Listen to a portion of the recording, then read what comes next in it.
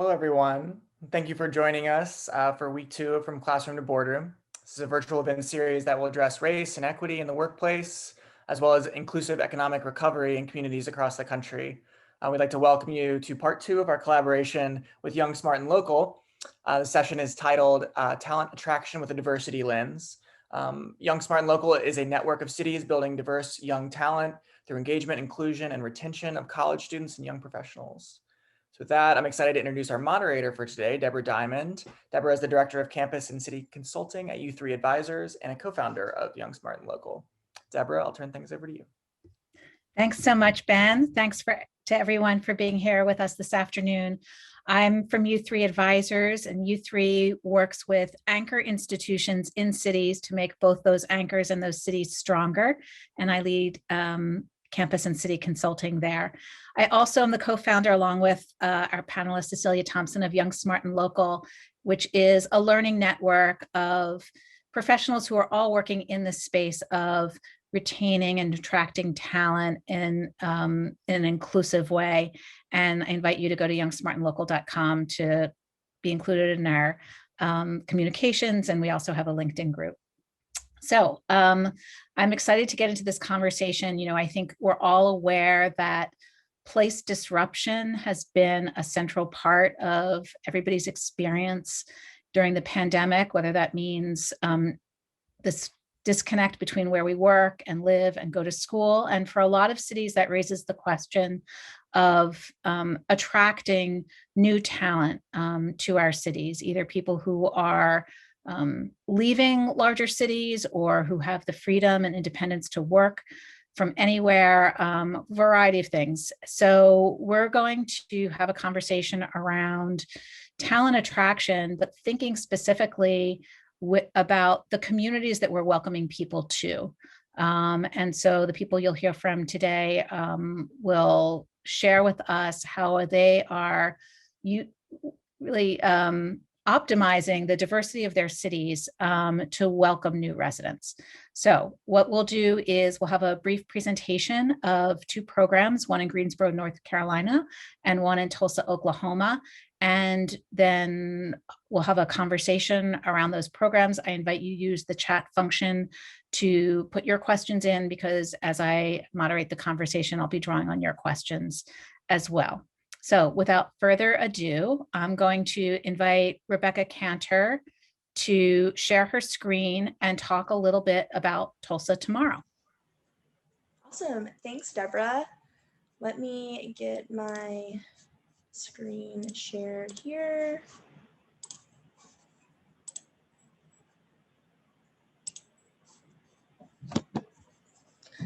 Thanks for the introduction. Again, my name is Rebecca Cantor. I am the Executive Director for Tulsa Tomorrow. Our initiative is focused around recruiting young Jewish professionals, millennials, young families to move to Tulsa. As a brief background, I am a Tulsa native. I'm born and raised in this city and grew up in the Jewish community. So I often tell people that my job is really personal to me, because it's not just actually the recruitment aspect of growing our community here, but this is my home also. So at the end, I invite you to ask any questions that you might have, whether it's about our program or Tulsa or our Jewish community in general. But I'll go ahead and get started. Our goal with Tulsa Tomorrow is pretty simple.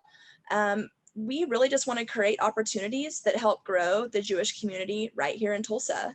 To accomplish that mission, we offer programs that are centered around recruitment as well as retention. We focus a lot more on recruitment. However, who are we to encourage people to move to Tulsa if we're not continuing to engage with them? So recruitment, as far as that goes, we welcome new prospective Tulsans who are considering a life change and would like to spend a curated weekend getting to know Tulsa. We firmly believe that showing the city through a different light or through a lens that they probably wouldn't experience without us, we think that that's really important. But once people move here, and as well as other young Jewish adults that live in Tulsa, we want to do what we can to continue to engage with them and keep them in Tulsa. So we support current Tulsans by connecting them with local opportunities, experiences, and individuals who can help them pursue their interests and goals. Our program really does it really does revolve around this kind of relationship building aspect. So at the end of the day, when people do decide that they are going to move to Tulsa, we provide $2,000 per unit who moves here. I recognize that as an individual person, $2,000 does go a long way, but that still is the same dollar amount that we would provide if it was a couple or a family that's moving here. But like I mentioned, we're really focused on who the person is, what their goals are, and how they really see themselves being involved in the community. So by the time that they've actually visited Tulsa and we're having that conversation of facilitating a relocation for them, it really just doesn't become about the money. It's really about the city itself and the resources and, making them feel like that they're a part of something. So as candidates are in the position of exploring Tulsa, they do pay a small trip deposit to come and explore the city with us. For a single person, that's $250. For a couple or a family, they pay a little bit more. However, our goal is, really not to create a burden for people. We do have scholarship that's available, and we absolutely do not want finances to be a deal breaker for people who are considering relocating here. So as people are in that position of exploring Tulsa, that experience comes from a professional, cultural, and connection focused aspect, by providing them this immersive weekend trip from the perspective of a local, which typically is me or our board, or our other just young Jewish adults who live in Tulsa and can speak on their experience living here. We design all of our visits to touch on all of the aspects that are probably important to all of us, and in particular to our candidates who are thinking about moving here. Each trip is tailored to their specific interests and needs. However, I've just kind of bullet pointed a few highlights of what we really do focus on, which include professional networking, meeting local Tulsans who have similar interests to them. But of course, we're introducing them to the Jewish community. So they definitely know all of our clergy. We tour all of the Jewish institutions here, so they have a sense of really what that community does look like. But of course, sightseeing, Tulsa highlights, touring, we spend a lot of time doing that as well. Our goal really is to create an authentic experience where people genuinely have an idea of what their life could be like here. We try not to go to restaurants or places that are actually unattainable for the average person. Since we do work with primarily candidates under the age of 40, we really want them to have an idea like, hey, I would hang out here with my friends, or this is where I would want to take my family if they ever came to visit me. We from our data and from our experience, we really do find that a curated weekend trip with other people who are going through the same experience as them opens the door for opportunities. And it really does give them the idea of what the real Tulsa is. Very often when we have a group trip on the calendar, sometimes that simply just doesn't jive with other people's schedule. So we're happy to host them on an individual basis. And through COVID, this has actually been something that we've done a lot more. For obvious reasons, because we are a program centered around community and gathering, we have had our challenges with that. However, anyone that comes to Tulsa, whether it's on an individual basis or if it's through a group trip, we still provide them with all of the same experiences, so that they still have, the same feel for Tulsa, and they're still getting to see and do all of the same things that anyone would do if they came in a group. I wanted to put this slide in here because especially, over the last few months, we've been asked a lot, what are your challenges? What are the things that you've had to change or re-navigate, through this pandemic? However, what do you have to look forward to, and what does that future for you guys look like? I recognize that this also isn't something that's exclusive to us. I know that we're all kind of going through this.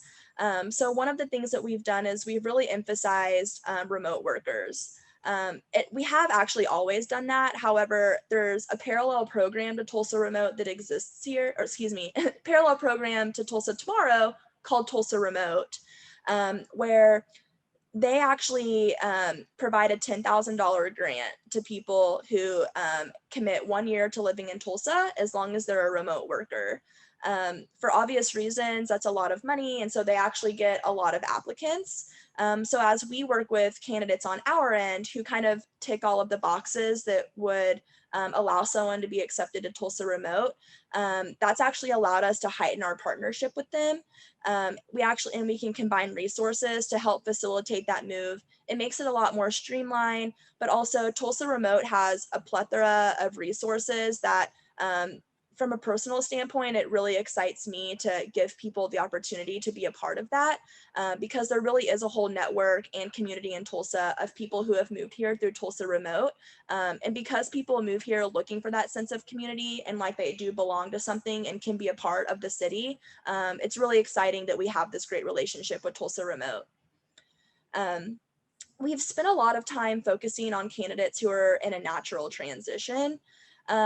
People who, which some of you, this could be applicable, where you might be in a bigger city where you're realizing, hey, I can have this life, but do it in a city where it might cost me a lot less, where I'm not sitting in traffic all day. Simply a more attainable and easy way of life is a really attractive about Tulsa. Recent graduates, they're going to graduate school. They're already looking for the next thing. Where am I going to move? What's my job going to be? So those are really easy candidates for us to grasp. But also families who are ready to settle down. For some perspective, I actually have certainly been nomadic in my time. Being from Oklahoma, it's one of the 4 states that I've also lived in. Most recently, I moved back to Tulsa in 2018 from Denver, and the rent of my apartment in Denver is actually less than what I pay for my 2-bedroom house that I currently live in with a backyard right in the heart of the city. So it's really easy to find for Tulsa to be attractive to, families or young people who are looking for an opportunity, which allows them to have that. One thing that we also wanted to do was make visits to Hillels. For anyone that's unfamiliar with Hillel, it's actually Jewish life on campus. So it's an organization that also has a physical brick and mortar at a university that gives students the opportunities to live a Jewish life while they're in school. So they have their own programming, they celebrate the holidays, but also they provide study rooms and just create an environment for students, but also with a Jewish background as well. Like I've mentioned, we are a program that does require a lot of face-to-face interaction. So it just seems natural that this would be an opportunity for us to meet potential candidates. And for obvious reasons, we just have not been able to do that. However, through the pandemic, we've actually been able to spend a lot more time and resources focusing on the young Jewish adults who are already in Tulsa. Really, we want to help people build community. So we've done a lot of partnered joint programs with other Jewish institutions and also just other organizations in Tulsa who cater to that age demographic. But also just, providing support through a difficult time that we've all been going through. Personal outreach. I spend a lot of time genuinely getting to know the people who we've worked with. And this is actually, it's almost kind of been enlightening to actually be able to spend more time with these people and get to know them a little bit better. So I almost don't see this as a negative. However, it has been challenging, and I know that we've all been going through that.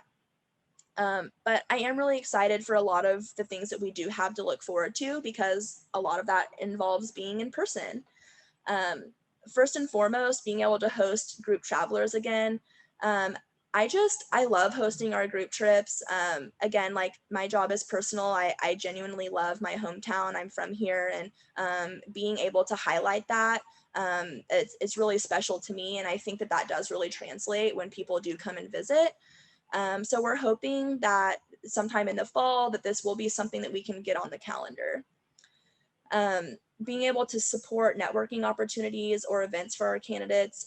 So again, just, doing some more in-person activities with other organizations who support the age demographic of the people that we work with, but also making visits to Hillels around the country, being able to get some FaceTime with some kids who are like, I don't know what I'm doing, where am I moving? Things like that. I mean, that's a conversation I have every day, and it's I get a lot of enjoyment out of being able to have those opportunities with our candidates. So I look forward to all of those things. As far as kind of our statistics and historically what our numbers look like, we're a very new organization. We've only been in existence since 2017, and I have actually not been in my role as executive director this entire time. So some of these all of these numbers start from 2017. And as far as the 42 people that you're looking at here, this is a combination of people who we've physically facilitated a move for, but also includes people who are right here in our city. I've been approached several times by people who have said, I love Tulsa and I want to live here, but I've actually gotten a job opportunity in another city. What can we do about that? So that's still a lot of the retention aspect of our program, is working with our community, both existing members and new members of people who we've moved here, who we've been able to continue engaging with and helping them continue a Jewish life here in Tulsa. So out of the 42 people since 2017 who fall within that bracket, only 4 of those people have left. And those have all been for very valid reasons. No one has ever left genuinely because they just didn't like Tulsa. It's always been for, something specific. This year alone, we've had serious interest from about 17 people. We actually get contacted daily from a lot of candidates or people who are considering, a relocation. And my job as executive director, part of that is, to really kind of do a deep dive with these people, getting to know them, like I've said, developing this relationship with them, and hearing their side of the story, what's driving them to consider relocation. And out of all of the people that we've heard from, 17 of these people this year have been really serious candidates of ours, and who are actively working, towards a relocation at some point this year. Out of those 17 people, believe it or not, 9 of them are going to be in town just this month. That's super exciting for us. Last year alone, we moved 15 people to Tulsa. So for us to have 9 people just this month alone, it really does put it into perspective that, everything that's happened over the last year has all been temporary. And that it is really, it's a positive outlook to know that, things are going to get better. So as far as our program, we feel really confident with the number of people that will be able to help move to Tulsa this year. Let alone, aside from all of the numbers that you're seeing there, we have 14 people who've already committed to relocating to Tulsa this year. Some people are actually former Tulsans. We don't close the door on boomerangs by any means. So in this instance, we might be working with potential candidates who are committing to move back to Tulsa, but in some instance, they might not necessarily be someone who physically needs to have the whole shebang that we do, where they come and they spend a weekend here. So just for some perspective, that doesn't necessarily mean that all of these people have physically visited Tulsa, and that just might be because they just don't need to. I know that that's such a nutshell of our program in 5 minutes, but I just wanted to go ahead and open the floor if people do have questions. I know that Deborah's kind of taking a look at that in the chat. We have a really awesome video that's it's called our Why Tulsa video. It's really fun.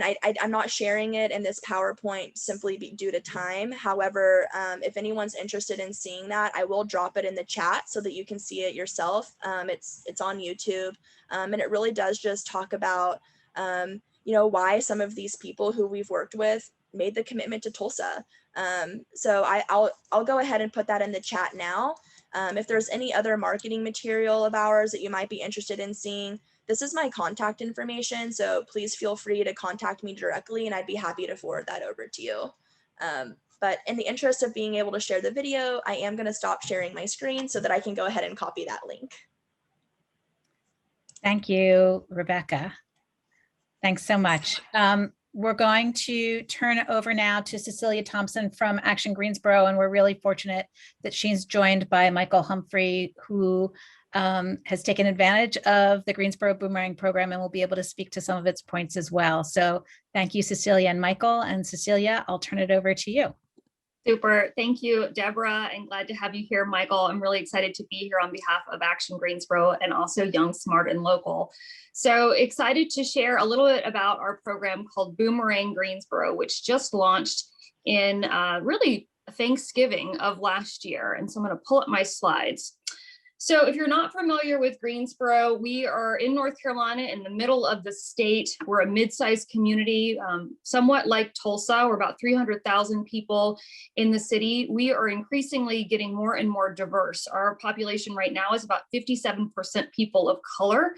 And over the last 10 years, we've really noticed the demographic of our community is getting older. And so as Action Greensboro, we are focused on how do we make a pipeline of talent to fuel our workforce and our economy here and make sure that we have a vibrant incoming group of young people to help sustain our community and the vitality and progress that we're making.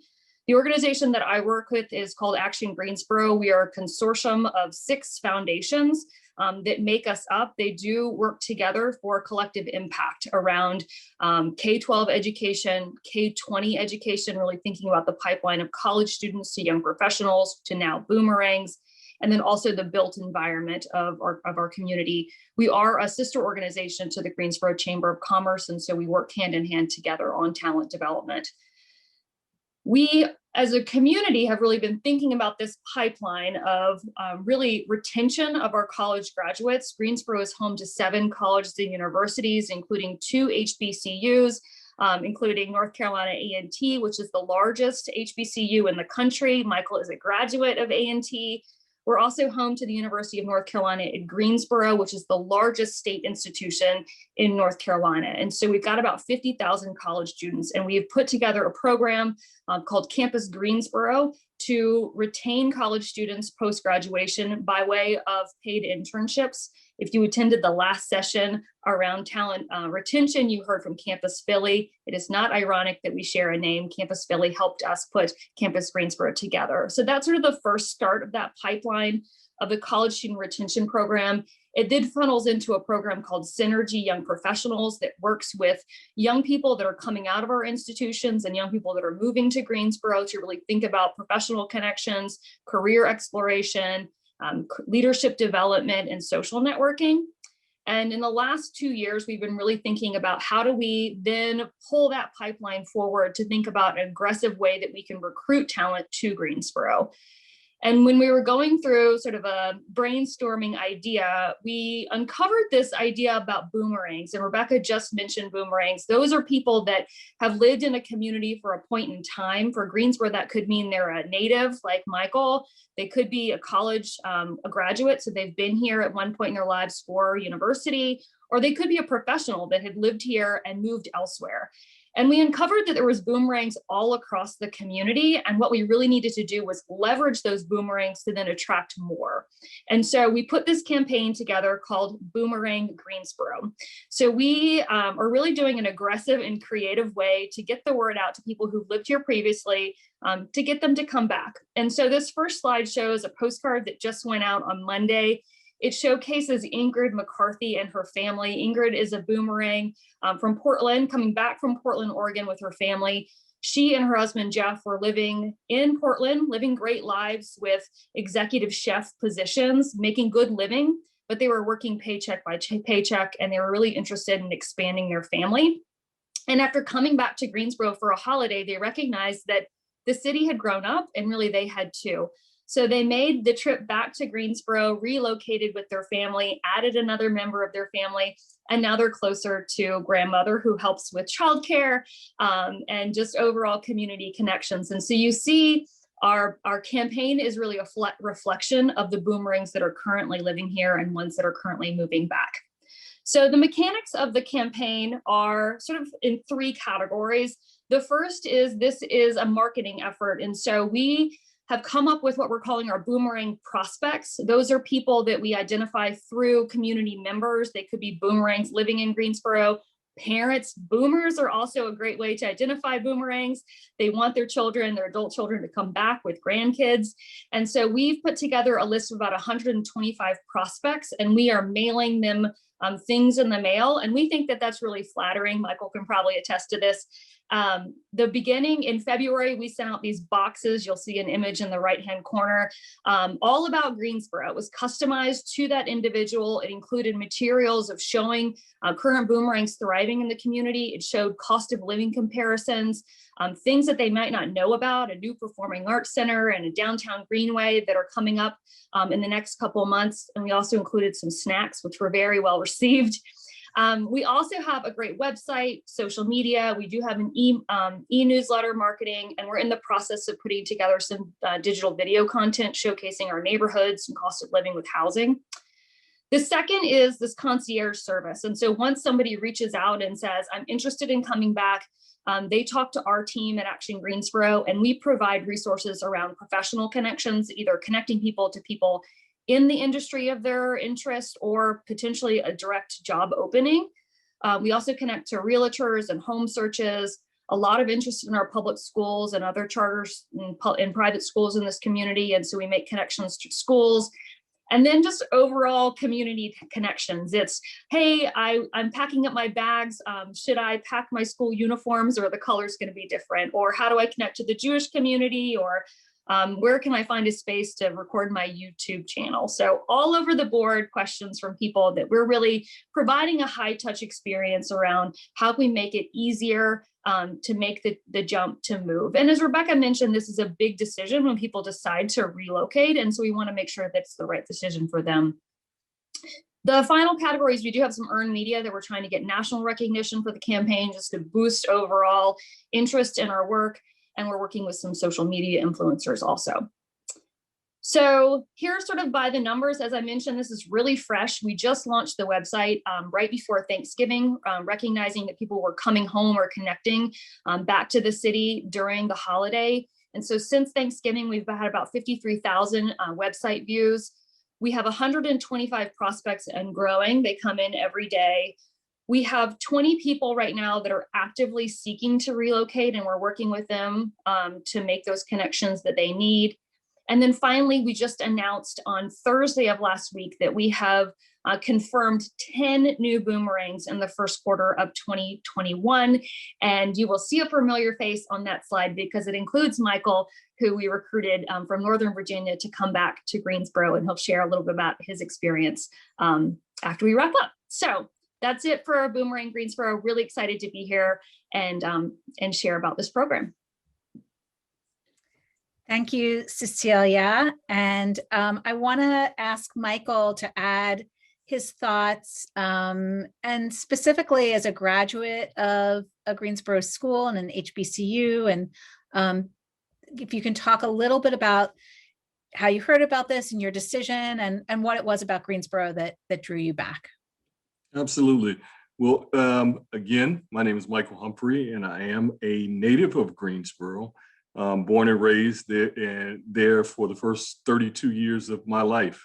And as was mentioned, I am a graduate of North Carolina A&T State University, one of two HBCUs located in Greensboro. The other one is Bennett College, and also a graduate of Wake Forest Business School.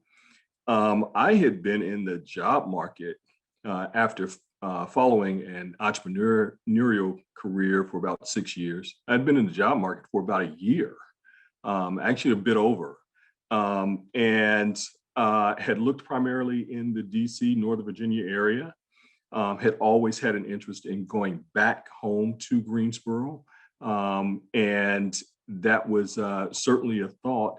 And with some of the difficulties that I had encountered in regards to my job search, whether it was looking for work in the middle of a pandemic or a little bit of ageism, I think I ran into it at being 56 years old.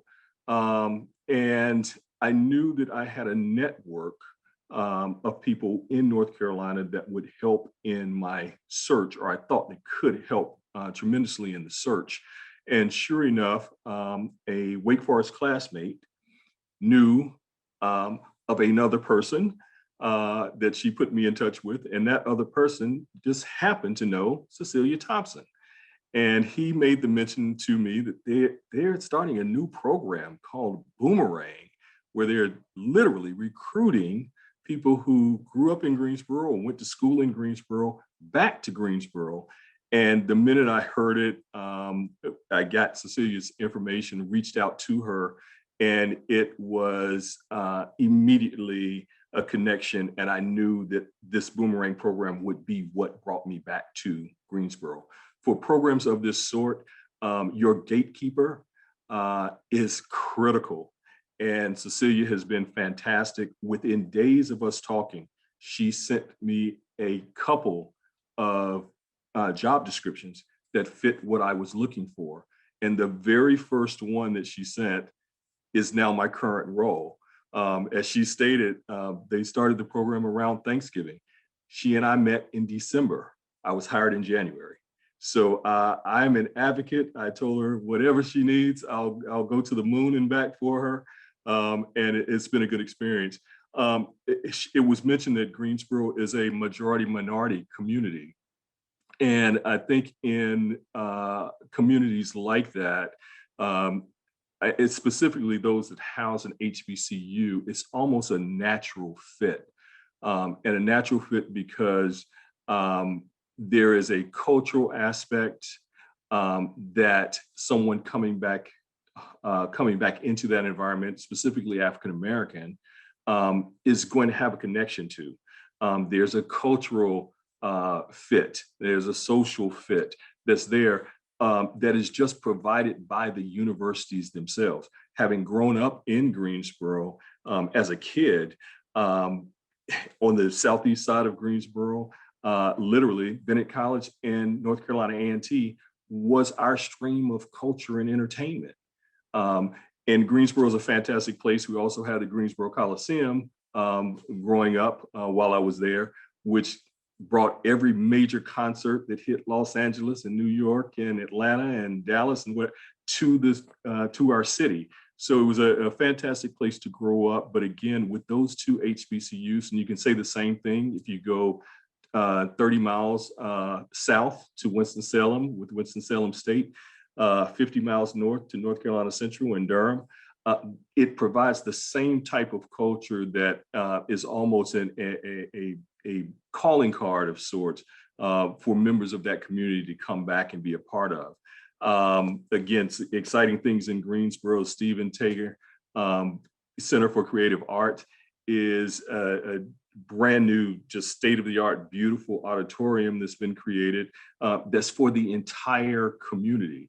So the off-Broadway shows, the American Ballet, other things that are coming there are things not just for one segment of the community, but for the entire community as a whole.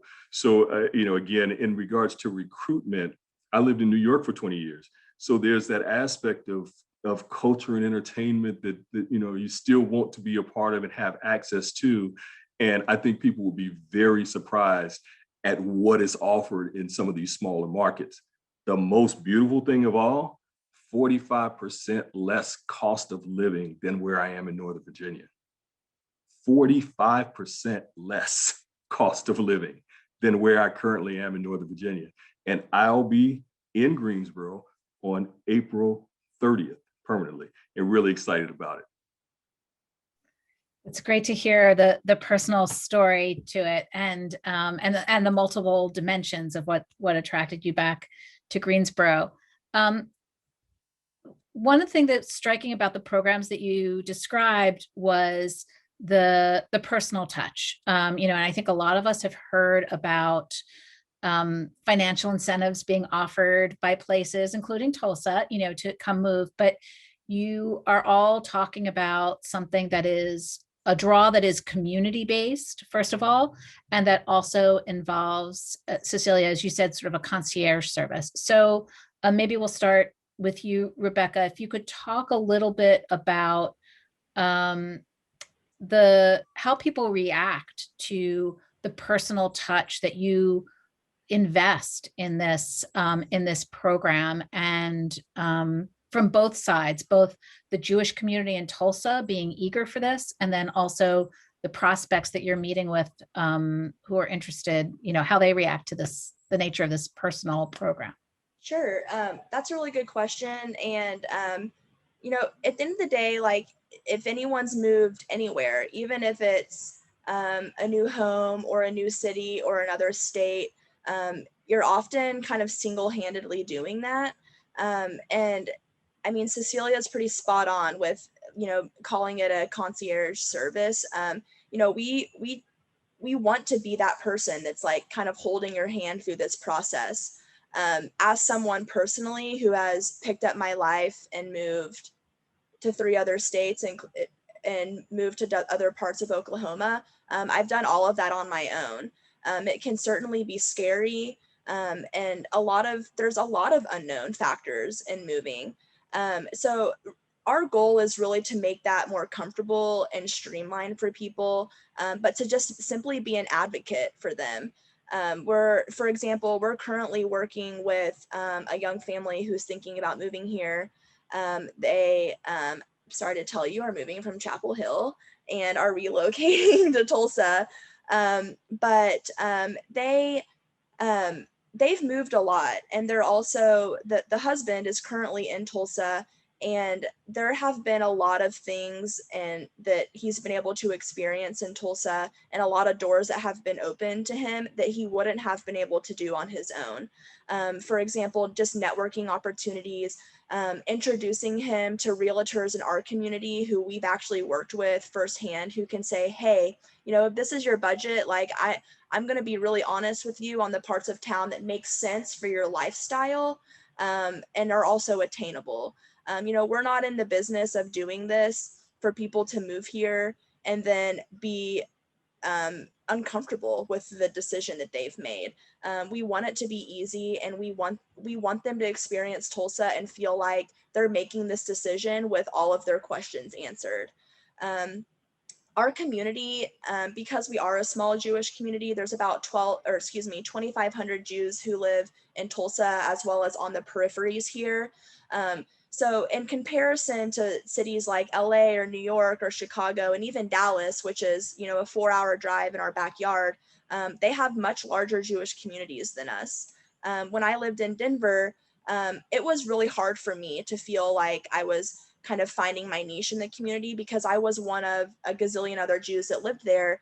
And I hate to use the term that I wasn't needed there, but it's a lot easier in a city like Tulsa to be someone that's a minority or part of a community that's looking to grow or stay active in a small city. So you really do have that kind of hand-holding aspect, community, family drive, where when people are moving here, there's so many people in the Jewish community that are reaching out to these individuals. What can I do for you? Can I host you for a Shabbat dinner on Friday for your first Friday in Tulsa? Are you comfortable coming over wearing a mask, and we can participate in, services together hosted via Zoom or something. And those are experiences that people get because of Tulsa Tomorrow.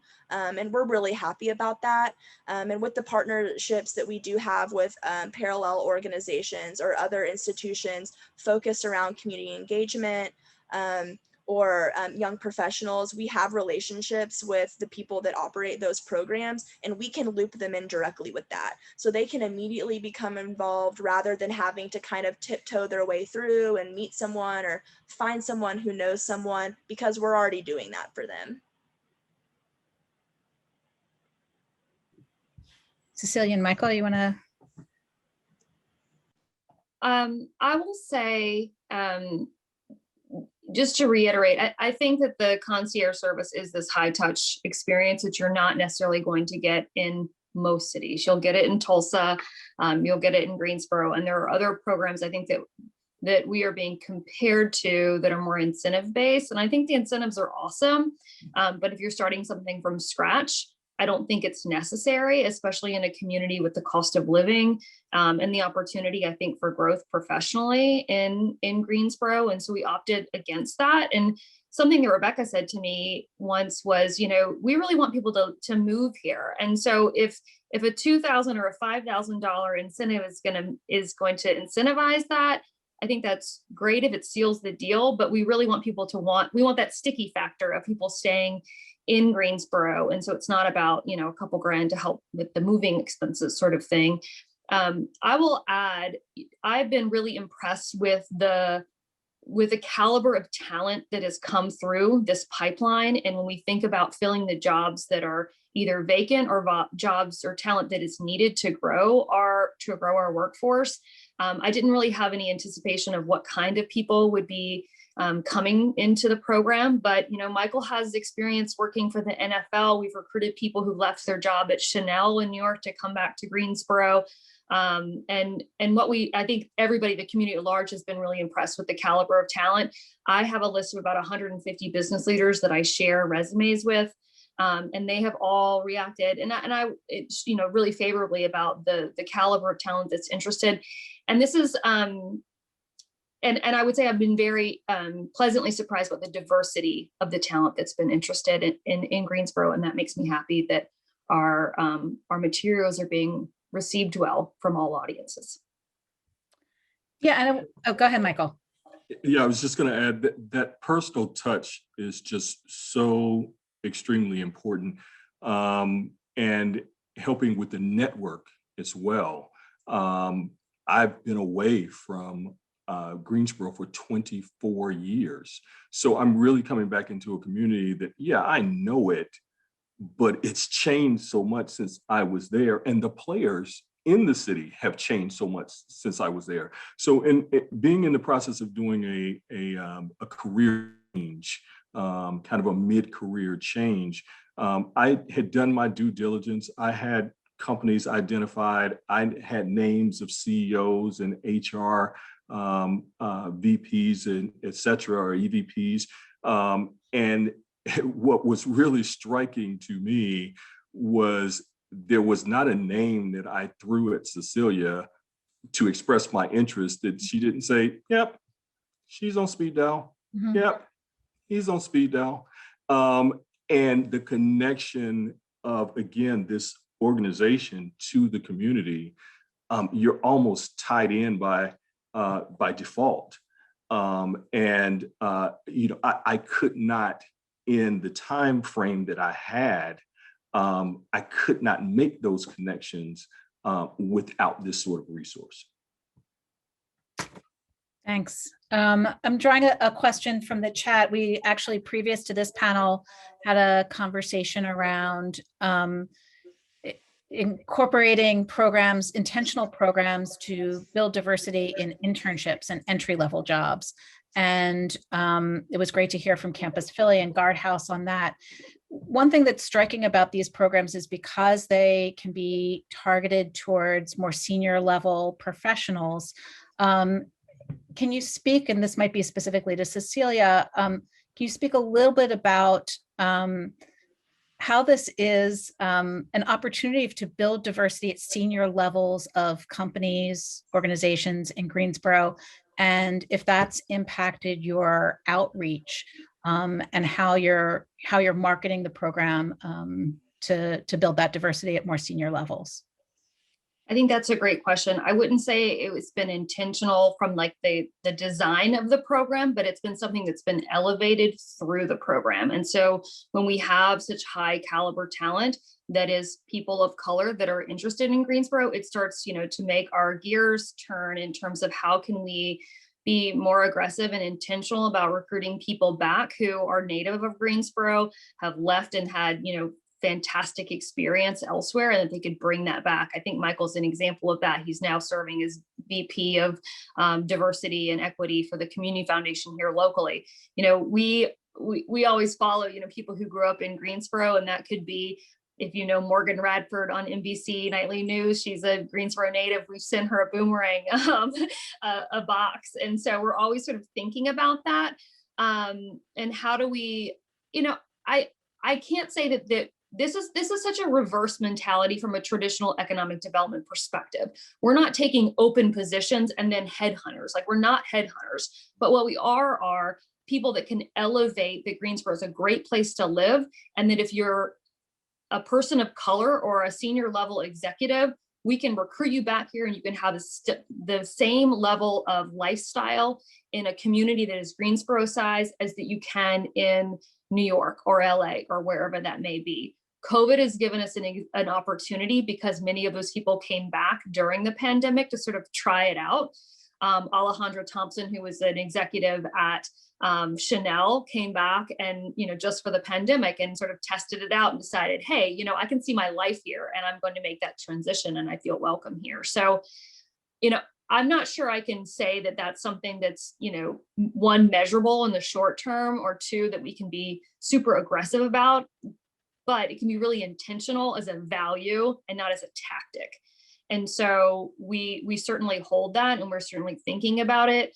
And it's working in some perspective, but I think it's going to take time to measure whether or not we're fully achieving that value, or that goal, I should say. It's a tricky question. Yeah.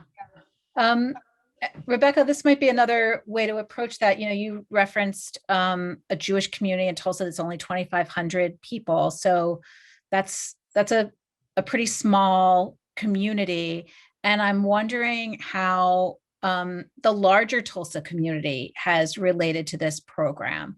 And if you found the support and collaboration, welcoming a small minority to what's, into a larger majority city. Sure. We're fortunate that being a nonprofit, and we're actually exclusive in the sense that we're not operated or owned by any of the Jewish institutions in town. So what I mean is that we're not a program designed by one of the temples or the synagogues here with the intention of recruiting specifically religious people to move to Tulsa and be congregants. To be honest, that's not our prerogative by any means, because for any person, whether you're Jewish or not, I throw quotations up that everyone does Jewish differently.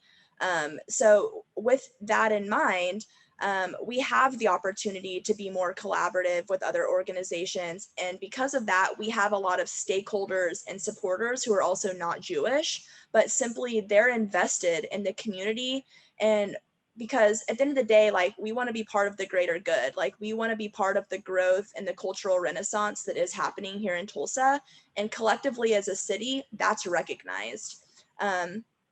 You will see that and appreciate that a lot more with other Tulsa natives, just like with, Action Greensboro. People that are from Greensboro and have moved back probably love it even more than they did growing up, because the city is different than it was growing up there.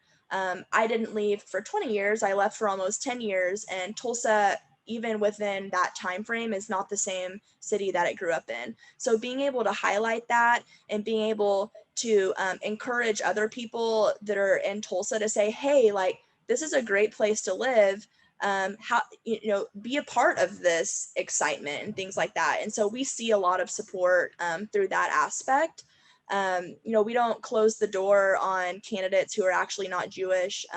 For some perspective, we don't actively recruit people who wouldn't be a part of the Jewish community, but we often have people who move here where maybe their partner or their spouse might not be Jewish, or maybe someone who's a Jewish community member says, hey, I've got a relative or maybe a good friend who might not be Jewish, but we still extend all of our resources to those people, because at the end of the day, these are people that want to be part of our community, and people who live here see that and are really supportive of that. It's great. We have a couple minutes, and I think I'd love for each of you to reflect on maybe helping cities who are thinking about implementing something like this, some advice that you would give them, and maybe with an eye towards how personal the service that you're creating is. And if you can think about a city that doesn't have all of the resources to invest in this, is there a way that cities can do this outreach to bring people in, connect them to diverse communities in in a way that maybe it's not a complete full-grown program, but even just making us start. So Cecilia, I'll start with you, and then Michael, if you have thoughts about it, you please chime in as well. That's a great question. I think the sort of mechanics are in the details of how do you make something like this work. And so we were granted a nice grant to help us start, which is mostly paid for the marketing materials that we put together. Our staff, because we're a nimble organization of, that's funded by foundations, we can sort of flex our time. And so I will say the biggest investment in this program to date has been our time in working with the folks that are interested in coming back to Greensboro. However, one thing I didn't mention is that on our website, if you go to boomeranggreensboro.com, we do have a page called Greensboro Gurus. And those are people who are boomerangs themselves living in Greensboro that have volunteered to help answer questions. And I think that's something that we are thinking about in terms of diversity. We want to make sure that the gurus reflect the diversity of our community and reflect the folks that we want to move back to the city. And they have really supported the sort of that high touch part of it. I had somebody reach out over the weekend who said, ask for advice that I could not answer that question. It was like, I'm a Tony nominated actor. How do I move to Greensboro and do auditions online? And he reached out to somebody who was a music theater person, just nominated for a Grammy, who decided to relocate back to Greensboro. And so those two were able to have a conversation that I couldn't have.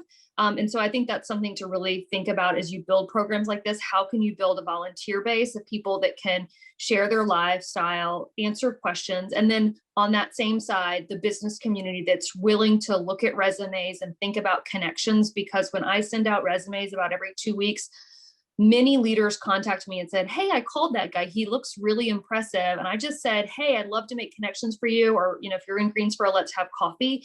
And so rely on the community at large. I think these are examples of communities that are eager for great talent, and that they want to sort of, everybody as community wrap their hands around it. And that's been sort of a secret to our success to date. I can't speak so much for the technical part of it, but I will say, as an African American coming back to the city in an executive role, I'm blessed with an opportunity and to be in a position to hire. And with that, from a workforce standpoint, just having a more diverse executive pool within a city as well is just going to add a different perspective. It's going to, we talk about looking at things through a diversity lens. It's going to offer a direct diversity lens. Now, it's my responsibility with Community Foundation of Greater Greensboro to help all of my coworkers also take on that lens and look at things through an equity standpoint. But just recently, we have an opportunity with the help of Campus Greensboro to hire an intern. As we delved into it with the pool of potential interns, one was just incredible. The next one was stupendous. The next one was unbelievable. Just really, really, really incredible talent. And where we landed was these great kids just floated to the top. Our two candidates or two potential interns. And it was important. We had a budget for one, and I pushed hard to make the budget for two. And one of those candidates is an African-American young lady, and the other one is a young man of Asian descent. So, again, it's kind of a trickle down. If we can get folks in various positions and we can start to change our own mindset and our own lens and how we look at things, the workplace is going to look very much like the community, and that's going to be much more diverse. I love that. And I love, also the idea that what you're inviting to your city when you invite talent from outside is new perspectives and new questions of, well, what if we did it this way? And maybe it's, something on a small scale, like what if we had two interns instead of one, which is going to have big ripple effects. But that ability to sort of think think differently, maybe think bigger, if you're coming from a bigger place when you enter a new community. Okay, if I can, Deborah, Mhm. just touch on what you just said really quickly. When I moved to New York in 1997, that was the thing, the one thing that really differentiated life in Greensboro for me and life in New York for me was a mindset. It was just a fearlessness in the city of individuals that were just willing to go after whatever it was they were going after that I didn't completely feel when I left Greensboro at the time. I was on another panel with another boomerang from Greensboro, Alejandra, and she talked about meeting business people here in Greensboro that are just doing some phenomenal things. And so it's been interesting. It's been wonderful getting back into the community and seeing the awesome things that people are doing, and folks are going for it. And I love, I'm here for every bit of it. I love it. That's great. It's great to hear. Rebecca, we're about to close, and if you could share some advice on for another city that might want to start something like this up, and maybe doing it on pulling them up by the bootstrap, if they have to bootstrap Sure. it and don't have large resources, what would you suggest? Essentially everything that Cecilia and Micah and Michael have said have been pretty spot on. I don't want to be redundant in that aspect because we operate in that manner as well by offering all of those resources. However, as far as advice, starting an organization with an initiative like this takes a lot of passion. Having someone fulfill this role is not the same thing as having someone who cares about this role. And I think that that's where, at least for Tulsa Tomorrow, we did see a really big turning point. My predecessor was not a Tulsa native. And when she moved to Tulsa, my boss knew pretty upfront that she was only going to be living in Tulsa for about 2 to 3 years. And I think that where the difference lies is that having someone who's either got one foot out the door or having someone who's not well versed or as introduced and looped in with the community genuinely makes a difference. You wouldn't have to pay me a lot of money to do what I do because I know that I've said this several times, but I mean, this is a really personal part of my life. As someone who grew up in Tulsa at a time where there were a lot more young Jewish people, I care a lot about seeing the change in that. And I think also have just genuinely having people who back you on that. Being really defined in what your mission is, I think really matters. And at the end of the day, like, we genuinely care about bringing people to Tulsa who care about the city. And that's why our numbers look the way that they look, because, we're not moving, I guess, the average Joe to Tulsa. Like, we care about people who also care about Tulsa, who want to bring their skills and their experiences in other places to Tulsa to make it a better place to live. We've had people that have moved here who have started a venture capitalist firm, who their mission is literally to recruit other companies to create a home base in Tulsa and create more job opportunities. To me, that's really cool. I love that. And I also love how different that person is from me, because they're contributing to the city differently than I can, or differently than you can, or this other person. So that also creates a diversity in the way that we bring people to Tulsa, because everyone is different. And we're looking for that. We're looking for talent, whatever that might be to that person. So if you are someone that's interested in doing something like that, I think that that's a really good focus. And that's clearly what's making Cecilia and Action Greensboro so successful, is because they're focusing on the right things. Thank you. Yeah, it's really community building as economic development, and it's the community that should be at the center. So thanks to you. Thanks, Michael, Cecilia, Rebecca.